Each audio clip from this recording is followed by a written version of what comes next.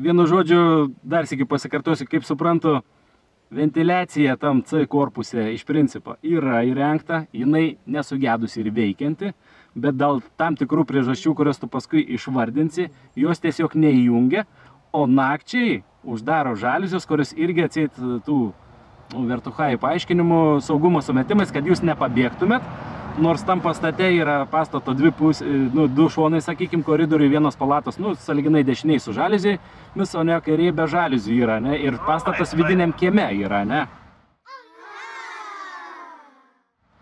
Taip, ir uždarai teritorijai. Tas pastatas, sakau, galima jį apeiti iš trijų pusių, kaip sakant, tik tai jau ketvirtoj pusėje atsirems į jungiantį pastatą. Ir dabar dėl to neįjungimo pati ta vedėja aiškino, ar kažkas kitas aiškino, kad ten neįjungiam dėl to ir to, tu biškai papasakok. Pati vedėja pasakė, nes penktadienio vakarą jinai budėjo per naktį, o tai 11 val. Vakarų jinai atėjo ir mes pasakėm, kad neįmanoma miegaut, norim, kad pakeltų žaliuzes, kad per orlaidę truputį orų įeitų grymo.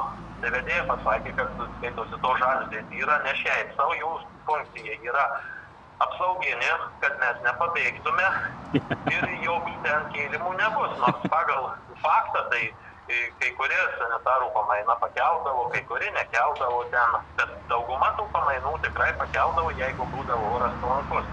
Ir paaiškydavo, kad skaitosi, reikia čia pakelti, nes ventiliacija neveikia. Faktiškai, jeigu mes ją įjungtume, tai vasarą ji būtų karšti, būtų dar tvankiau ir karščiau, o žiemą būtų šalti, nuo šalčių čia sušaltumė. Man čia sanitarai pradėsi. Ir dabar kaip ten, tai vedėjus čia ta mintis, kad per tavo ilgą liežuvį, ar kaip tu ten sakei tą?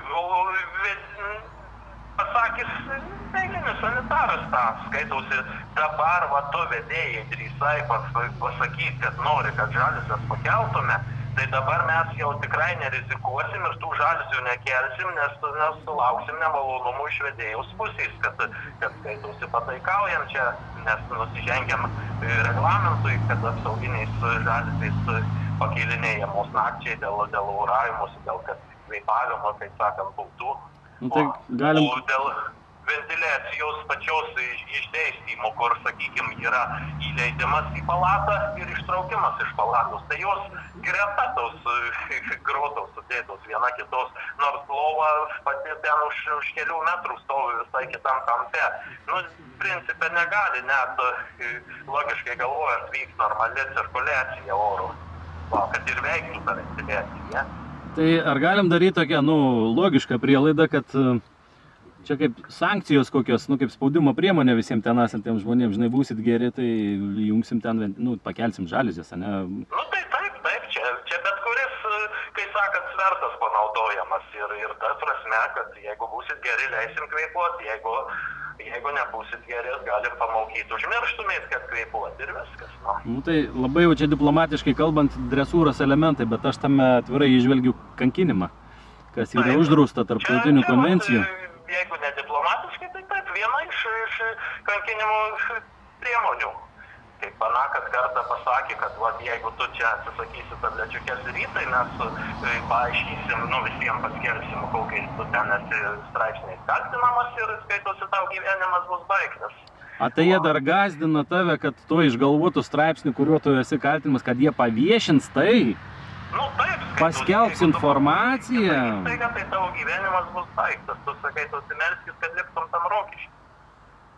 Tai jie, blemba, kaip jie chytriai nori iš tavęs padaryti tą, taip vadinamą, tvirkintoje kažkokį, kad tu ir gąsdina tave, kad zonai tave ten, tiesiai šviesiai pasakius, ten gaidins tave ar dar kažką, jie jau imasi smurtinių tokių, čia psichologinis smurtas yra. Tas irgi. Galima taip. Aš, pavyzdžiui, taip supratau, tai aš pasakiau, kad atimt šitą visą svertą iš jūsų, kad nebegąsdytumėt, aš pats visą tą viešai paskelbsiu informaciją, kad žmonės galėtų susidaryti patys savo nuomonę. Supratau maždaug. Tai dabar visą tą, ką tu pasakei, kaip jau sakau, čia pretekstas tiem kontoriniam, kurie žiūri tą mano kanalą, ar nemetas padaryti Rokiškių Durnių laive eilinę ten patikrą, ar reviziją, kažkokią auditą, pasižiūrėti, tai kokio velnio ta ventiliacinė junginiai, kokio velnio iš viso įrengta, jeigu jinai nenaudojama yra. Ir jeigu...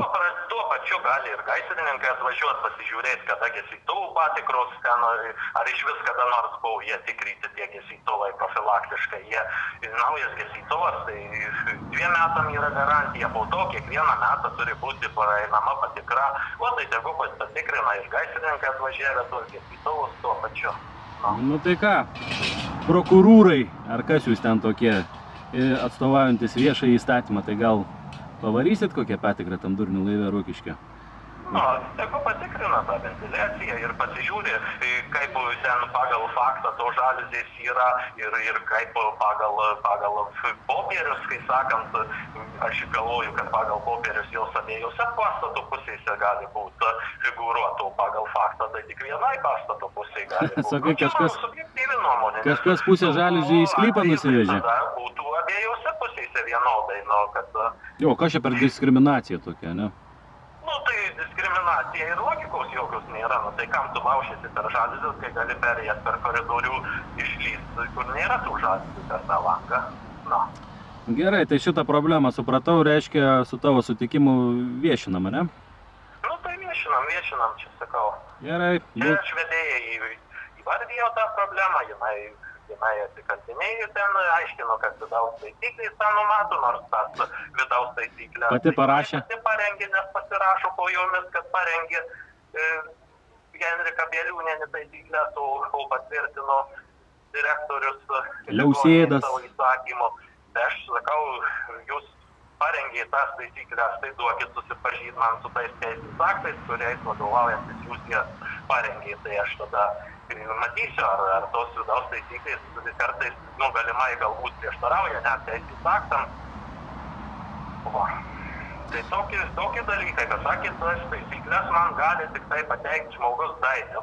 Sakėt, kreipkit į žmogų dainių, jis turi prieigą prie interneto ir tegu tau atneša tas taisyklės ištraukti iš interneto. Aš tai negaišiu laiko tokiem niekam. Niekam, ne taisyklė.